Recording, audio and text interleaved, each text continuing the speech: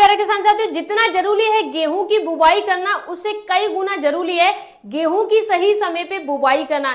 देखिए, भारत में अलग अलग जगह पे अलग अलग टाइम पे गेहूं की बुवाई की जाती है, लेकिन ज्यादातर उत्पादन नहीं देखने को मिलता है। कुछ क्षेत्रों में क्यों नहीं मिलता है? क्योंकि वहां पे आप खेत की जल्दी बुवाई नहीं कर पाते, समय से बुवाई नहीं होती है, समय से कटाई नहीं होती है, उससे उत्पादन पे सीधा सीधा असर पड़ता है।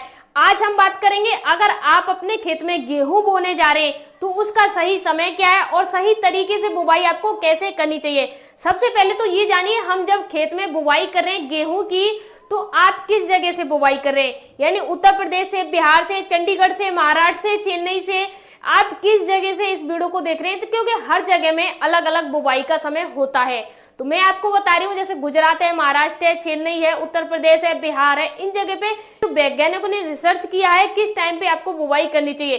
क्योंकि जब भी हम अपने खेत में गेहूं की बुवाई करते हैं, वो समय होता है तापमान का, यानी तापमान हमारा सही चल रहा है, अनुकूल चल रहा है, उस टाइम पे अगर हमने बुवाई कर दी तो हमारी जो फसल है, जो हमारी अंकुरित फसल निकलेगी, वो सही निकलेगी।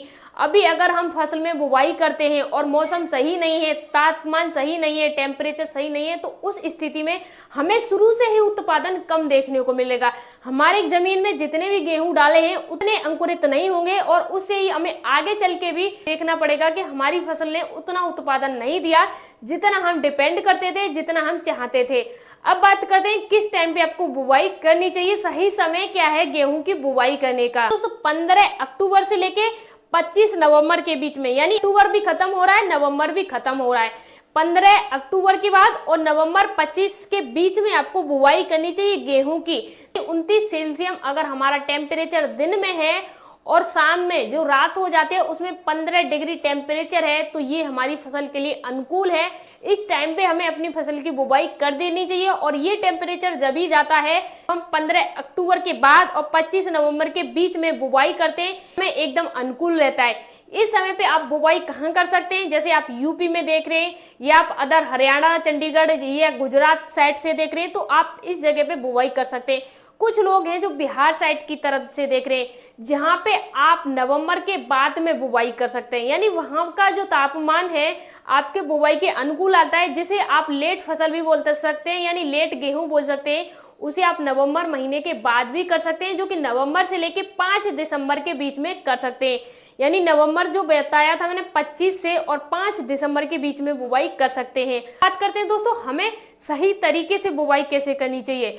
अब सबसे महत्वपूर्ण है, जब भी हम अपने खेत में बुवाई करते हैं तो हम एक ही चीज देखते हैं कि हम अपने खेत में कितना खाद डालें। बहुत सारे किसानों की समस्या है कि खाद नहीं मिल पा रहा है, तो मैं आपसे ये कह रही हूँ, अगर आपको डीएपी खाद नहीं मिल रहा है तो आपको समस्या का समाधान खोजना है कि समस्या क्या है। हमारा जो खाद होता है, डीएपी होता है, उसमें कौन से पोषक तत्व मिलते हैं, कौन से पोषक तत्व हैं जो हमारी फसल के लिए तैयार करने में महत्वपूर्ण है। जब हम गेहूं की बुवाई करते हैं तो कौन से फर्टिलाइजर यूज कर सकते हैं, डीएपी की जगह यूज कर सकते हैं। जब खेत की बुवाई करें तो एक एनपीके है जिसका उपयोग कर सकते हैं। देखिए, एनपीके नाम है उसका, लेकिन उसका रंग रूप, बनावट और उसके अंदर जो पोषक तत्व है ना, वो सेम टू सेम डीएपी की तरह ही है। जैसे डीएपी का दाना आता है ना, ऐसे ही एनपीके का भी दाना आता है। एक एनपीके ऐसा आता है जिसका दाना आता है, और वो दाना गेहूं की बुवाई के समय, सरसों की बुवाई के समय, किसी भी तरह की बुवाई के समय उपयोग किया जाता है। जो कि आपको एनपीके है ना, वो थोड़ी सस्ती मिल जाती है डीएपी से। जब आपको डीएपी नहीं मिल रहा है तब आप डीएपी की जगह इस एनपीके का यूज कर सकते हैं। देखिए, सबसे महत्वपूर्ण बात यह है कि जब आप डीएपी का यूज करते हैं तो उसमें 2 पोषक तत्व मिलते हैं। सबसे महत्वपूर्ण बात है, इसमें आपको 3 पोषक तत्व मिलते हैं, यानी डीएपी से 1 एक्स्ट्रा पोषक तत्व मिलता है। जब भी आप अपनी फसल की बुवाई करते हो, एक चीज ध्यान रखें, अपनी फसल में जब भी बुवाई करें तो आप डीएपी नहीं मिल रहा है तो एनपीके का यूज करके कर सकते हैं।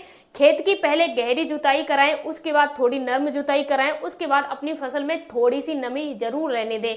आपकी जो भी भूमि है उसमें थोड़ी सी नमी जरूर रहने दें। आप जब आपका कोई और सवाल है, या आप जानना चाहते हैं कि मेरे क्षेत्र में, मेरे गांव में, मेरे जिले में कौन से टाइम पे फसल बोनी चाहिए गेहूं की, तो कमेंट कीजिए। मैं कमेंट में बताऊंगी कि आप अपने राज्य में कब अपनी फसल को बो सकते हैं। मिलते हैं नेक्स्ट वीडियो में, तब तक के लिए धन्यवाद।